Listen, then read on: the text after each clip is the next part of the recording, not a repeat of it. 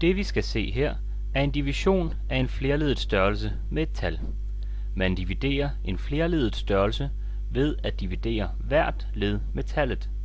Vi har her størrelse a plus b, som vi dividerer med c. Ifølge vores regel skal vi altså dividere samtlige led i parentesen med c. Husk nu, at et divisionstegn betyder det samme som en brøkstreg. Derfor kan vi omskrive størrelsen til en brøk.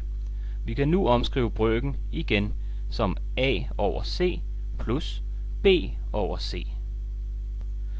Lad os kigge på et taleksempel. Vi har her 2 plus 3 divideret med 4. Ifølge vores regel skal vi altså dividere hvert led i parentesen med 4. Vi får nu 2 over 4 plus 3 over 4. Vi kan nemt skrive de to brøker på fælles brøkstreg, da de har en fællesnævner. Vi får således 5 over 4, som vi kan forkorte til 1/4.